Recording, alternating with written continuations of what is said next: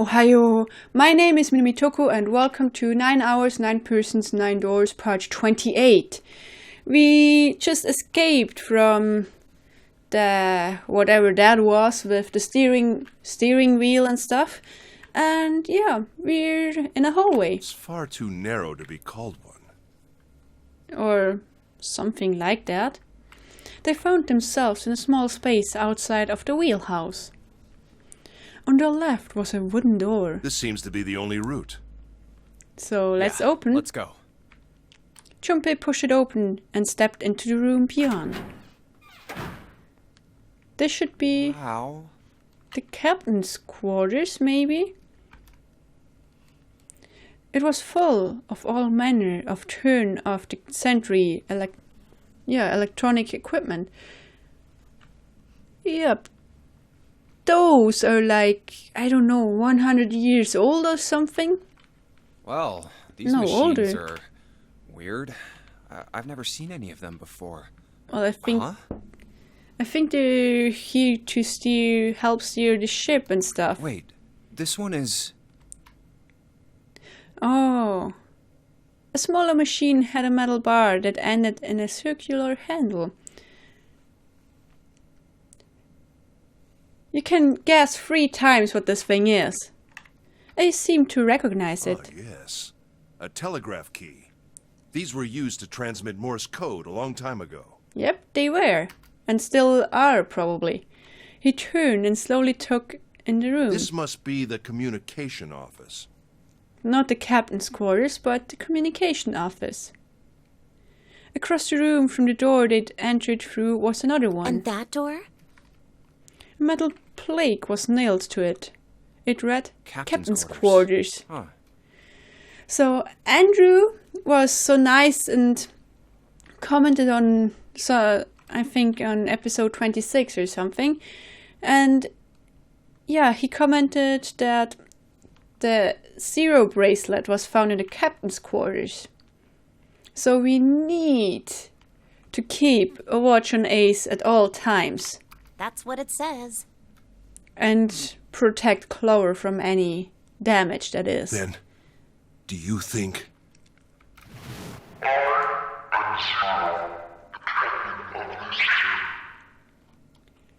Oh, so that's why the Zero bracelet is found there. Ace swallowed. Junpei could feel his hands begin to sweat. Only Clover seemed unaffected. Well, we won't know if we don't open it. She walked up to the door and put her hand on the knob. And opened it. It opened easily, and without so much as a pause, she walked in. Junpei and Ace followed. The first thing they saw was a man on the floor covered in blood. Oh well, so much so for the captain. Junpei felt his body seize up, his mouth went dry and he felt very, very cold. The blood in his veins slowed to a crawl and his heart tightened like a fist. Not again.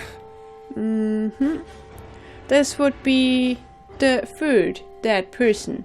Well, the 9th man, then Snake, who shouldn't be dead, and now the captain. Well, okay, fake Snake is actually dead, I guess. This was the 3rd time he'd seen the horror of death laid out before him. He didn't think it was something he could stand to see much more of. Still, he had begun to accept that whatever it was that he saw, whatever happened to him, was beyond his control, and whatever force controlled him was driven by a determination that he could not hope to match. Damn. A sense of helplessness, of desperation, washed over him. It left behind a feeling of utter emptiness that wormed its way through his body like acid. No, wait.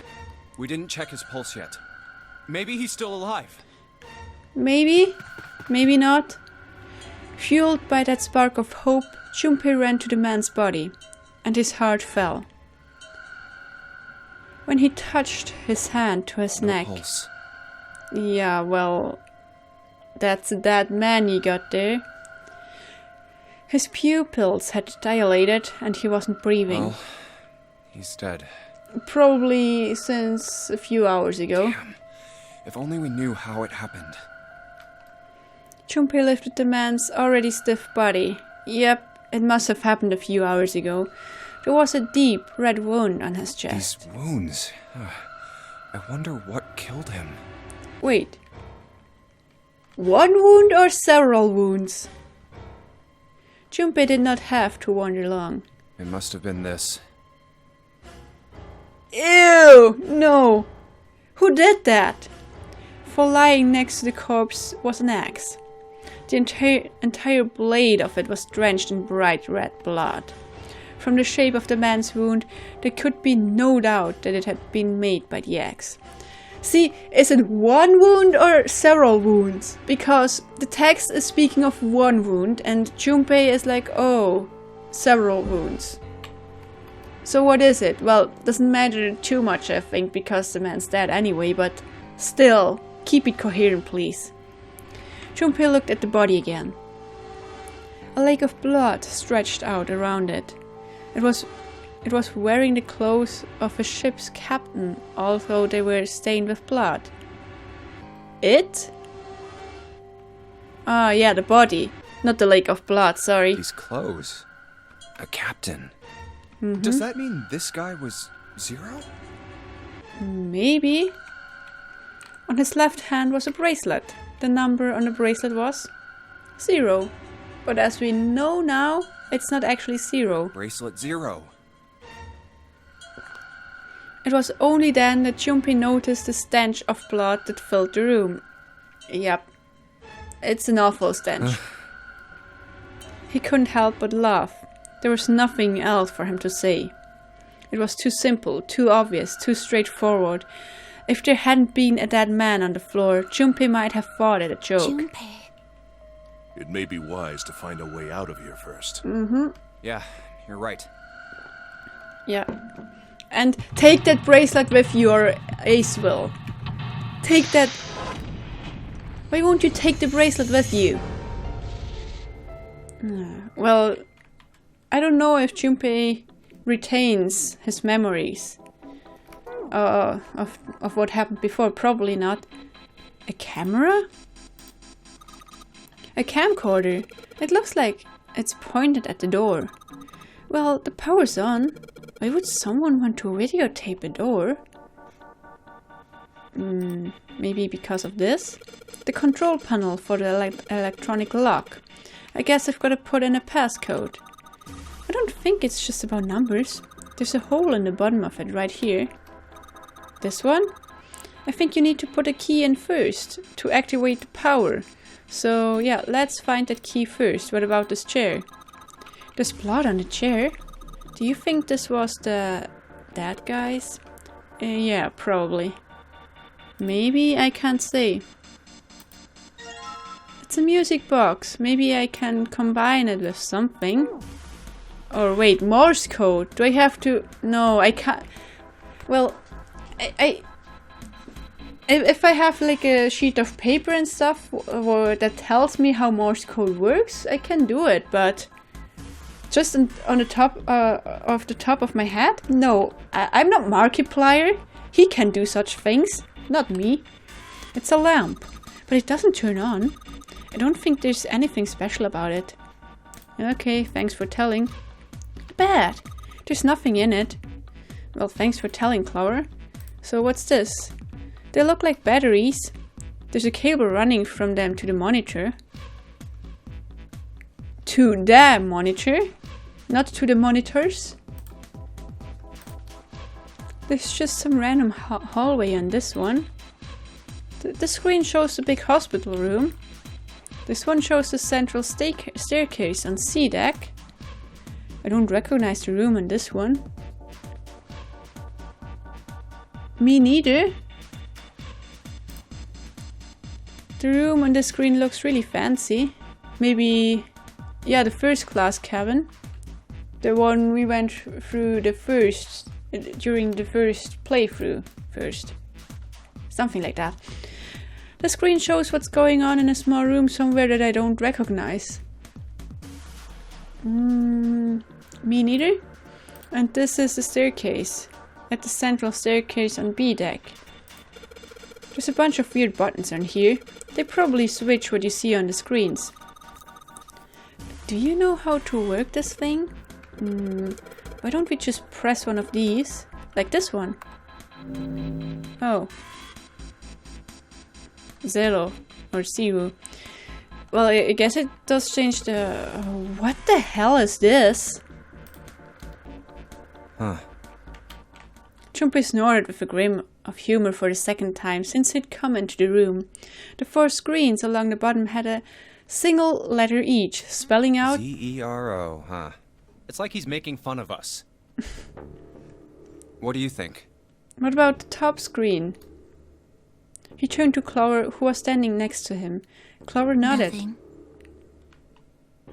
It seemed that she cared about Little.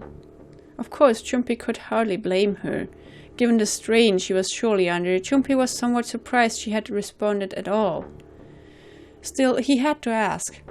I don't know, Clover is like switching between personalities.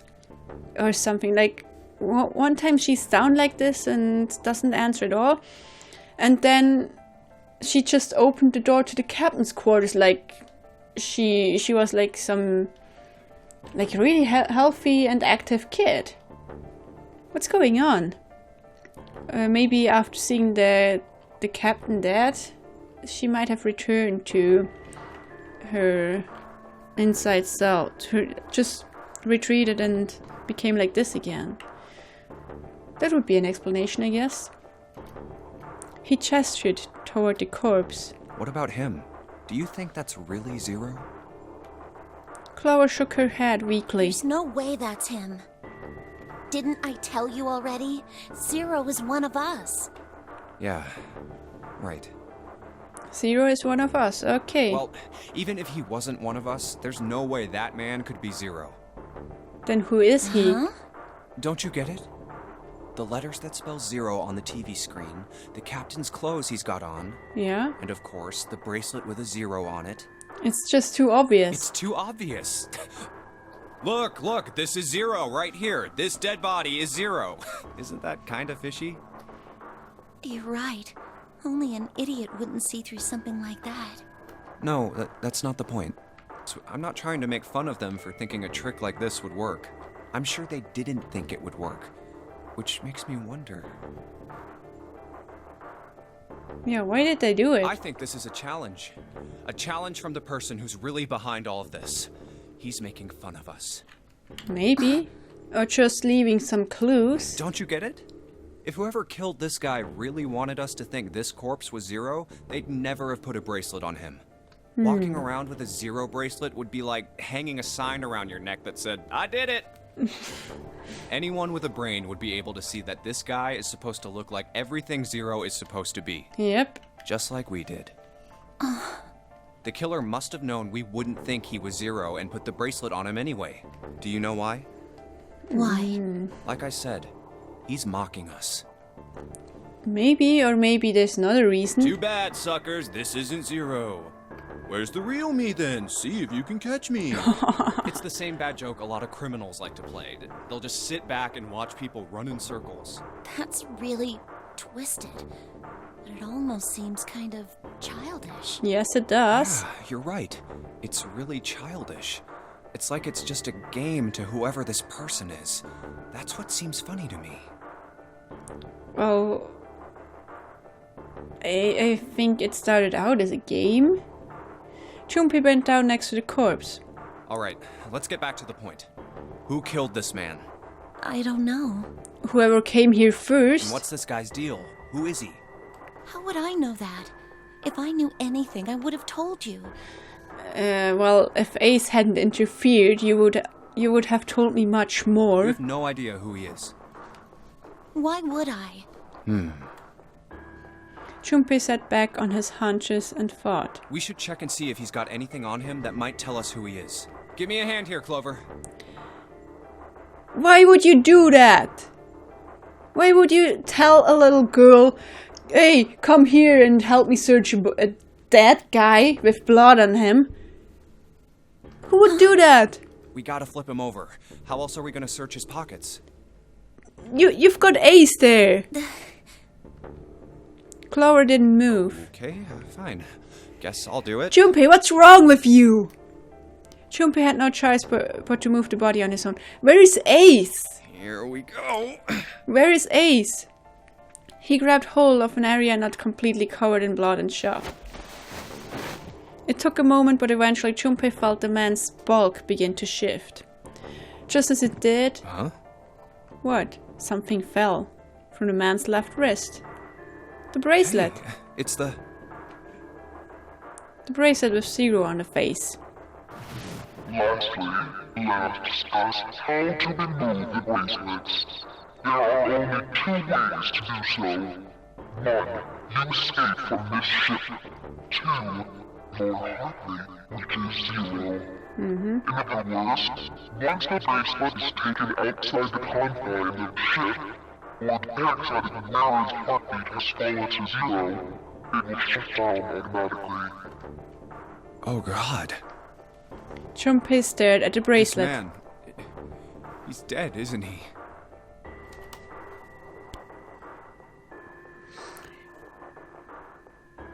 You don't say? Why did you come to a sudden realization? Like a second or a third time? God gosh, Junpei, what's wrong with you? I mean, yeah, you're in a room with a dead guy, but up until like a few seconds or maybe minutes ago, you just seemed quite logical. Your brain worked logical up until now? No, it's just... I guess I didn't really think about it until right now. If his bracelet's off, that means he's dead. Well, it's pretty obvious that he's dead. You don't really need to look at his bracelet to figure out that he's dead. Right, Clover, tell him, shove it in his face. Yeah, I guess you're right. It is pretty obvious. And you asked Clover to help you flip this guy over. Well, he looks a lot better than the other bodies we've seen, though. You know? Stop joking. I mean, if there wasn't all this blood, he'd almost look like he was still alive. With white eyes? No. I mean, I know it's kind of a messed up thing to say, but he kinda has it better, you know? I don't know if he has it better. I mean, having your guts explode probably kills you more or less immediately, maybe? But being assaulted by an axe? How long would you survive? I mean, he probably bled to death, right? I don't think he has it better. Dying from a bomb going off inside of you? I mean, that's just... Yeah, it's horrible too, but at least it's... and then over, right? Some of Snake's bones went right through his skin. I think the explosion must have thrown him against a wall or something. Yeah, so you're instantly dead. But wait, they swallowed a bomb. I think it's about maybe like this? Maybe a little bit bigger. I don't know how much you can... how big of a thing you can swallow. But how can this tiny of a bomb, like, make such a huge explosion? How is that possible? I don't know. There was a broken bone just sticking out of his left arm. And that's the problem. And... Suddenly, Junpei realized what he was saying. How could he have been so cruel? He clapped his hands over his mouth. But it was already too late.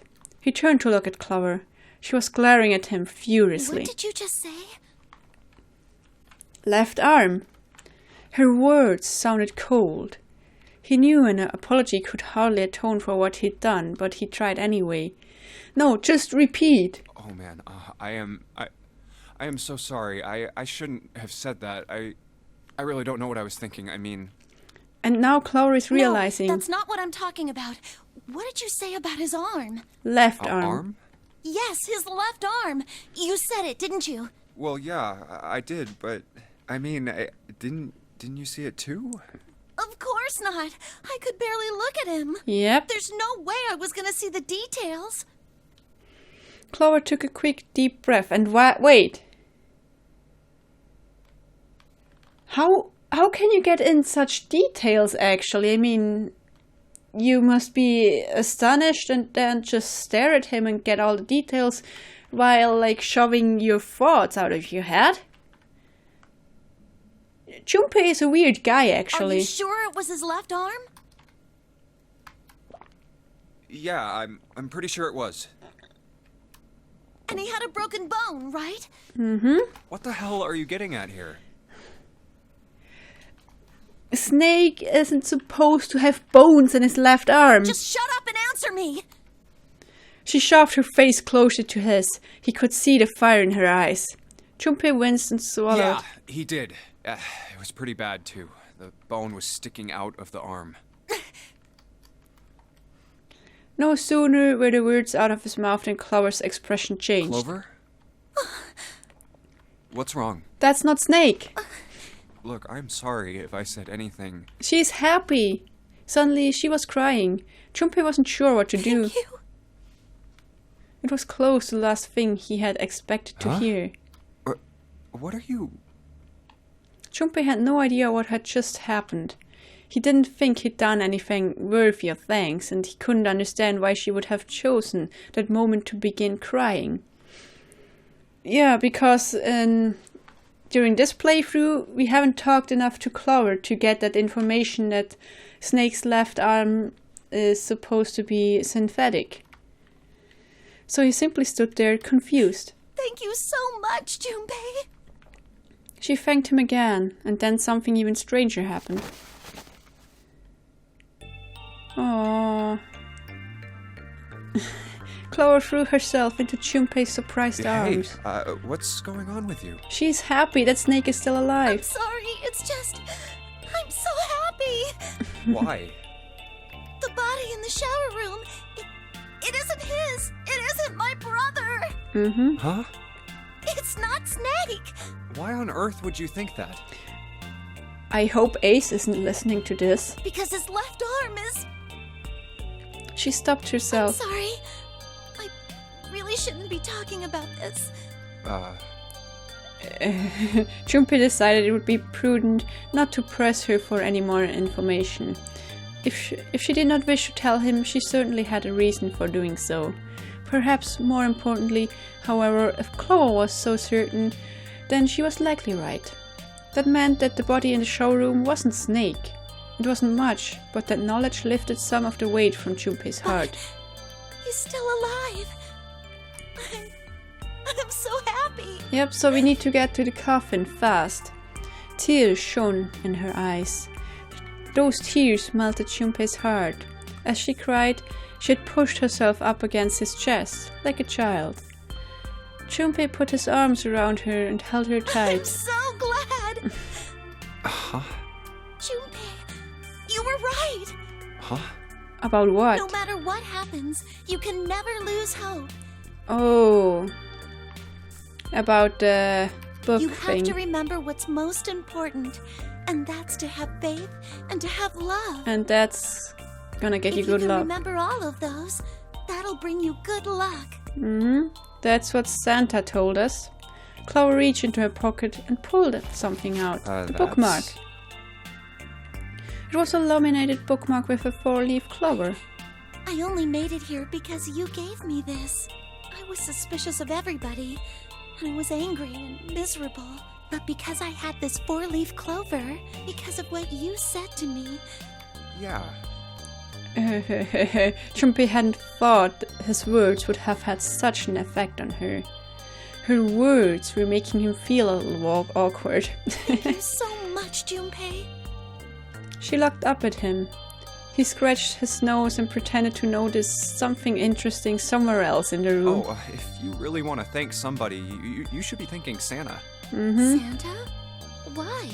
Because Well, he was the one who gave me that thing. And he told us. And the words for each leaf, I got that from him too. Yep. Oh, You were just a messenger, but being a messenger is important too. Then suddenly, Ace came in. Clover broke away from Junpei. Huh? Oh, she realized what she was doing. He looked confused. He hadn't thought she'd react that poorly. Clover began to pace across the room.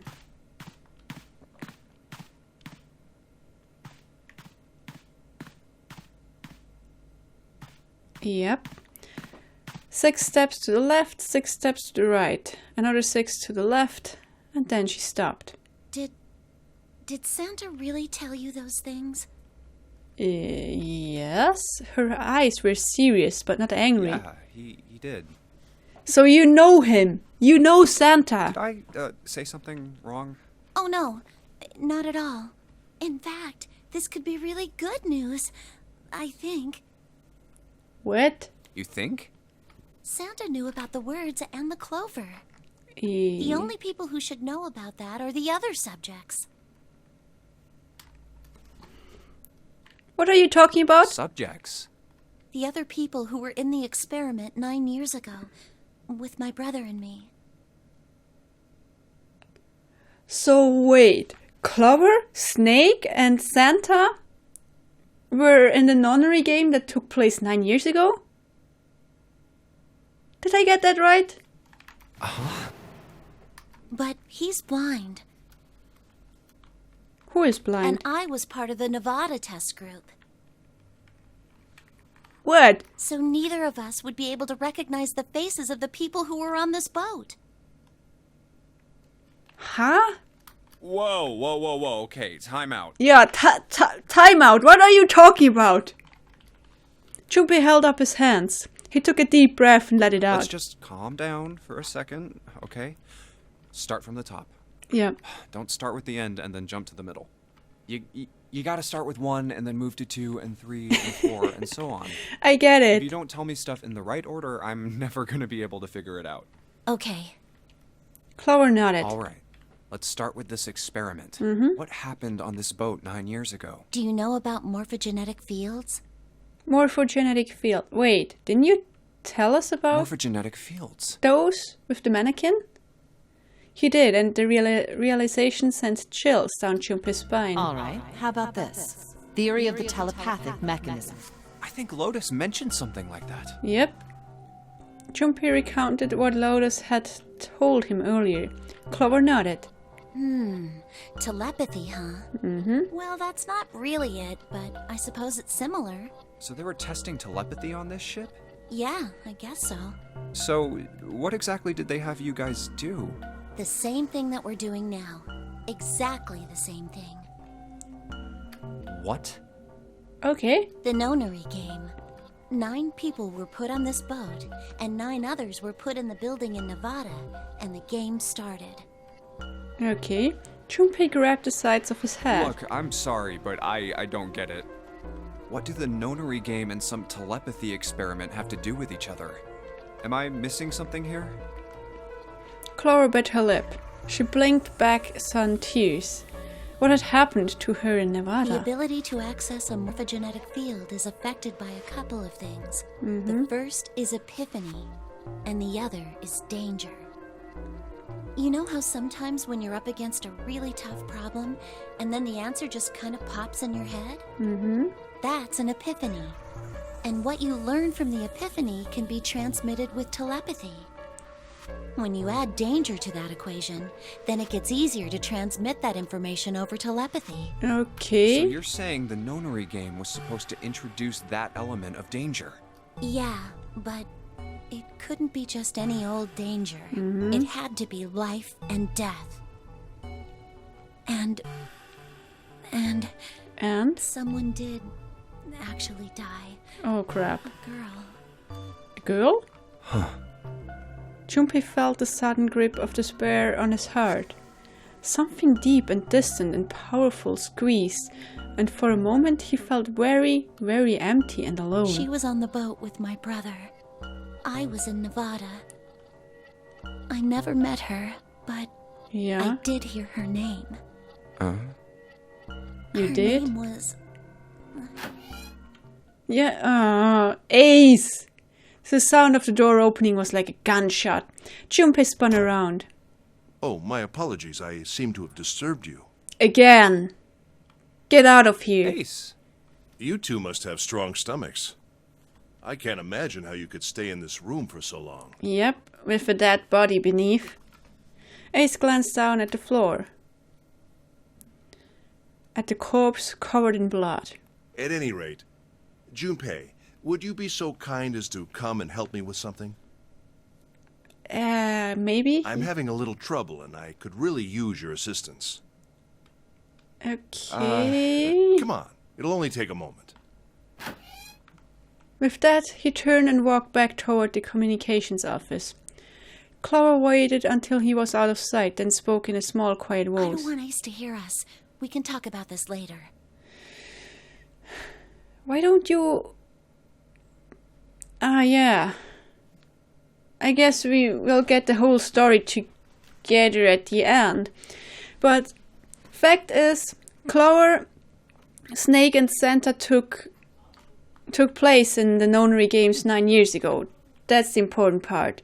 And what we will Ace help with, we're gonna do that in the next episode. So thanks everybody so much for watching. I will see you in the next video. Until then, stay true to yourselves.